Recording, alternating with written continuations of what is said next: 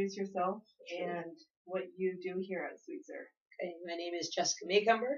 I'm a social worker, and my job is I am the residential clinician of Portland Adolescent Unit, which is a unit for teenage boys who have problematic sexualized behaviors. What is your main goal here at Sweetser? Ultimately, our main goal is to get kids to a place where they are safe enough to be in a less restrictive environment. That's the fancy way of saying it, so that they can not have to live with lots of staff around. They can actually go home to their families and not hurt anybody or themselves. That's our ultimate goal. And is that your main goal too? I'd say that's my main goal too. Yeah, to make sure these kids can be safe in the community, and also because most of the kids we have here have experienced trauma, so they need helping them kind of be able to live with that in a way where they're not,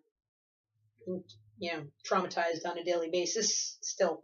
So to be able to move forward from that. Can you explain the process for receiving a new client and how you develop a treatment plan? Well, most of the kids we work with have no interest in being here, and they're here because their families or their JCCOs or their schools have decided that they are too unsafe to be in the community. So when they come here, basically we just try to get them to follow the rules and routine, and they have to meet a certain level of care that's decided by the state. So basically their behavior has to show that they can't be safe in the community or at home. So when they come in, the first goals are just kind of following rules and routine. There's always a family goal, the family's communicating and participating in treatment, and then that they go through a couple of assessments, and then after that, when we get the assessments and talk to the family, we can be more specific about what they need to work on specifically, if it's that they are aggressive, or if they hurt themselves, or if they, are depressed, whatever it is. So, does that sort of answer the question? Yes, absolutely. Okay.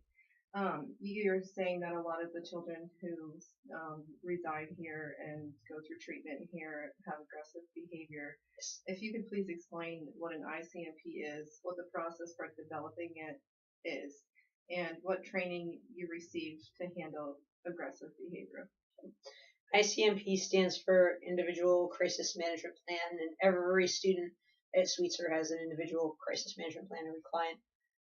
And what that is has sort of different categories.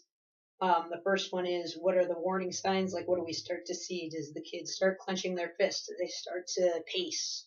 What are the little things that things are starting to go wrong? And then after you get the warning signs, you have what's helpful for the kid at that point. Is it helpful for them to take space? Is it helpful for them to go for a walk? Trying to figure out what's going to help de-escalate them. And then there's a category, what doesn't help. A lot of times it doesn't help if they have 3 staff talking at them at once. That wouldn't help anybody. And then who to involve and who not to involve. So most of the time you don't want to involve whoever they're angry at, because that won't help with that. Then you have the next one, which is, okay, they've been pacing, now they're starting to swear. So how do you know they're escalating? What do you do then? What don't you do then? Who do you involve? Who do you not involve? And then the final phase is kind of like when they're in a full-blown crisis and they are being aggressive or they are trying to hurt themselves. And what you do at that point, most of the time what we do at that point is called TCI, Therapeutic Crisis Intervention, where we actually will physically intervene to make sure the child does not hurt themselves or someone else. And it's pretty controversial. A lot of people don't necessarily think we should physically intervene with kids. So we go through a lot of training, TCI. We talk about it in terms of that's the physical intervention piece, but it's also what do you do before then? The taking the walk, the distracting, using humor, whatever it is. That's all part of TCI as well. And the physical piece is kind of the last piece, or we call the police at that point, because the child is so aggressive that they're destroying the cottage where they live, or they punched a staff in the face or whatever, or another child.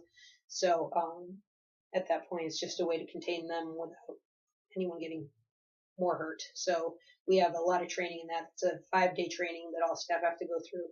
and then we update that throughout the year. But we also use a motivational system so that if a child is behaving well, they get rewarded for behaving well and not just consequences if they're doing the wrong thing.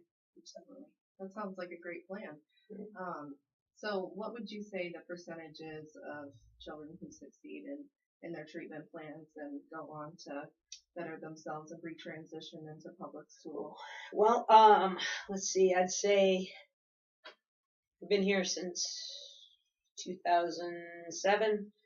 I've been in the residential program not quite as long as that. I've had most kids, I would say the majority, go to either the same level of care or they go to a less restrictive environment. I've had one child go to the youth center and one child go to a more restrictive environment.